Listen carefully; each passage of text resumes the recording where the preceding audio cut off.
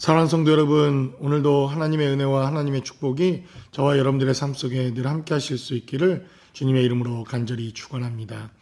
오늘 우리가 나누게 될 하나님의 말씀 누가복음 14장 25절로 35절까지 기록되어져 있는 하나님의 말씀을 통해서 이 시대를 살아가는 우리들에게 주시는 하나님의 약속과 말씀은 무엇인지 본문이 기록하고 있는 말씀을 통해서 우리가 함께 나눠보기를 원합니다.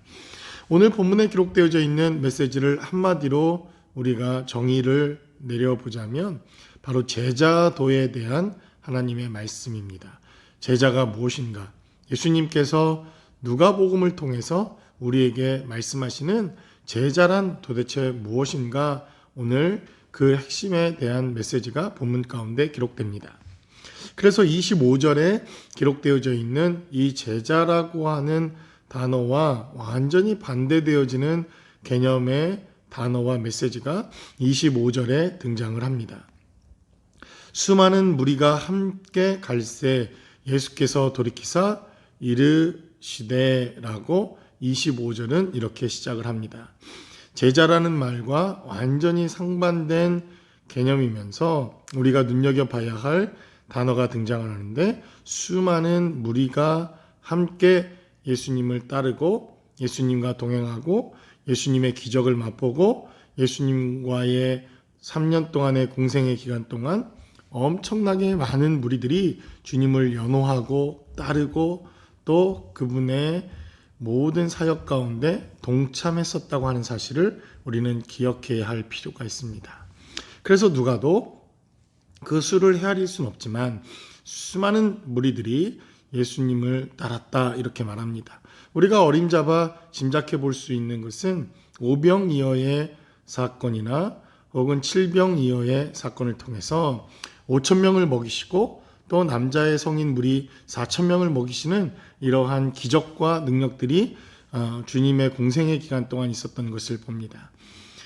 그 숫자들을 생각해 보면 어린아이와 여성이 빠진 그러한 숫자이기에 대략 우리가 2만 명 정도가량, 많게는 그렇게 한 번에 일단의 무리들이 예수님을 따라다닌 것은 아닐까 추정해 볼 수가 있습니다.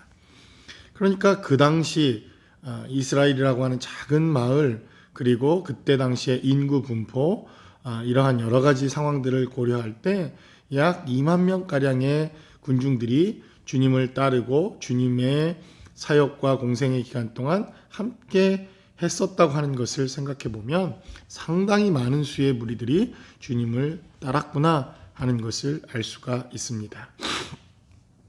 그런데 주님께서는 이제 제자에 대한 메시지를 기록합니다. 26절에 기록된 대로 무릇 내게 오는 자가 자기 부모와 처자와 형제와 자매와 더욱이 자기 목숨까지 미워하지 아니하면 능히 내 제자가 되지 못하고, 주님을 따랐던 수많은 무리들과 제자는 확실하게 구분이 됩니다.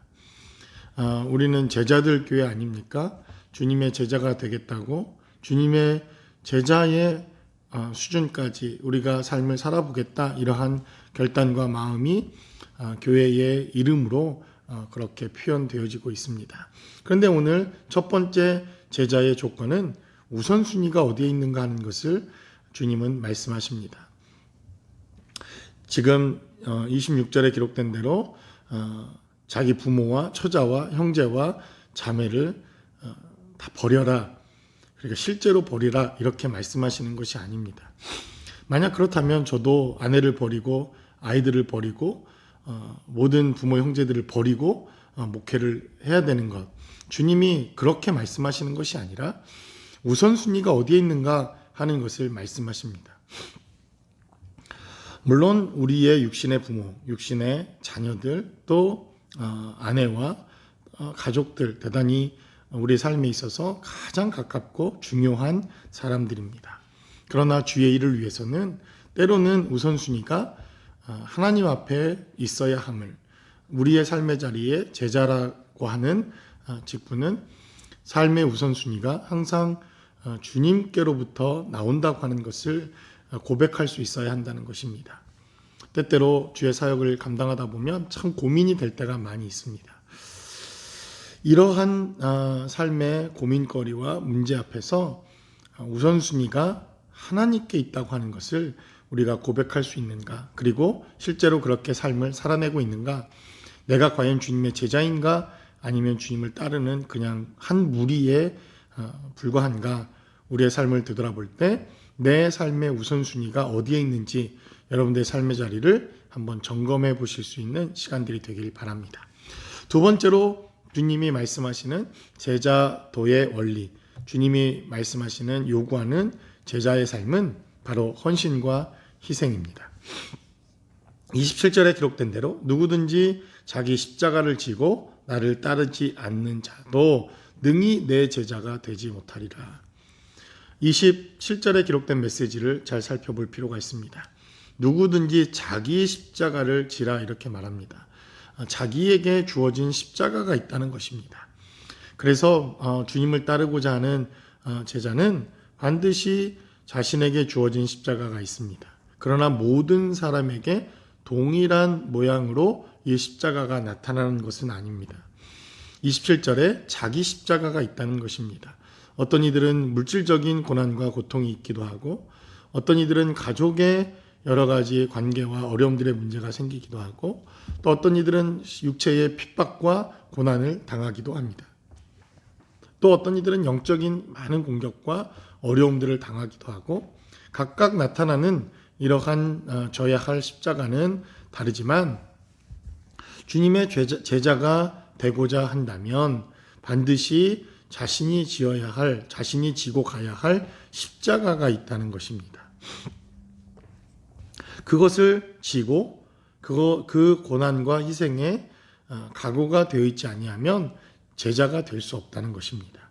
주님의 제자가 된다는 일은 한편으로는 기쁘고 즐겁고 감사한 일이기도 하지만 때로는 견뎌야 하고 이겨야 하고 오래 참아야 하고 하나님의 정말 은혜가 아니고서는 견딜 수 없는 어려움들과 상황들을 맞이할 수 있다고 하는 것을 전제로 합니다. 그러기에 내가 주님의 제자가 된다고 할 때 십자가를 지겠다, 희생의 삶을 살아가겠다, 내가 나에게 주어진 이러한 십자가를 지는 일에 기꺼이 동참하겠다고 하는 결단이 없이 주님을 따르는 것은 무의미합니다. 수많은 많은 무리들이 주님을 따랐지만 결국 주님이 지셨던 십자가처럼 자기 각자에게 주어졌던 자신의 십자가를 지고 주님을 따랐던 제자들은 극소수였다고 하는 것을 우리가 살펴보고 기억해 볼 필요가 있습니다. 마지막으로 본문은 우리에게 증거하기를 제자의 조건, 그것은 바로 청빈입니다. 28절로 32절까지는 두 가지의 비유가 등장합니다. 하나는 망대를 세우는 자, 그가 망대를 세우기 위해 돈은 얼마가 들 것이며 이렇게 치밀한 계획과 계획 아래 망대를 지을 것이다. 이러한 비유가 등장을 하고 전쟁에 나가는 임금의 비유가 등장합니다. 전쟁을 하게 되는데 이 전쟁에서 이길지 또 이 전쟁에서 질지 미리 계산하지 않고 무작정 전쟁을 치르는 임금은 없다. 이렇게 말합니다. 그만큼 치밀하게 계획하고 치밀하게 따져보고 꼼꼼히 물어 따져 이득이 있는가 없는가 하는 것을 살펴본 이후에 망대를 세우고 전쟁에 나간다고 하는 비유를 보여줍니다. 그리고 주님은 소유를 버리라, 청빈한 삶을 살라 이렇게 말합니다. 그러니까 다른 말로 하면 우리가 청빈한 삶을 사는 것은 손해인 듯하지만 그것이 아니라는 것을 비유를 통해서 말씀해 주시면서 버리면 버릴수록 주를 위해 내 것을 포기하면 포기할수록 더 많은 이득과 더 큰 상급이 있다고 하는 것을 전제로 주님은 스스로 가난해지는 청빈의 삶을 우리에게 요구하십니다. 여러분, 그냥 실력이 없어서 원래부터 가난해서 그리고 게을러서 가난한 것과 내가 얼마든지 이 땅의 것들을 누릴 수 있고 이 땅의 부유함과 풍성함을 누릴 수 있음에도 불구하고 그것을 내려놓고 주님을 따르는 스스로 가난하게 되는 것과 능력이 없고 게을러 가난한 것은 완전히 다릅니다. 성경은 어디에도 가난하게 살라 이렇게 말하지 않습니다. 성경은 우리에게 하나님께서 복 주시고 또 우리에게 부유하신 하나님이라고 하는 것을 소개합니다. 그러나 그 부유한 것을 하나님을 위해서 내려놓으라 이렇게 우리에게 요구하십니다. 이것이 바로 누가복음에 기록되어져 있는 주님께서 이 시대를 살아가는 우리들에게 제자로서의 부르심이 무엇인가 하는 것을 우리에게 말씀합니다. 그러므로 저와 여러분들의 삶 속에 지금도 이 시대에도 많은 무리들이 주님을 따르지만 나는 과연 제자의 삶을 살아내고 있는지 우리의 삶의 자리를 돌아보아 하나님의 은혜와 하나님의 축복 속에 거할 수 있는 저와 여러분들의 삶의 자리가 모두 되실 수 있기를 주님의 이름으로 간절히 축원합니다.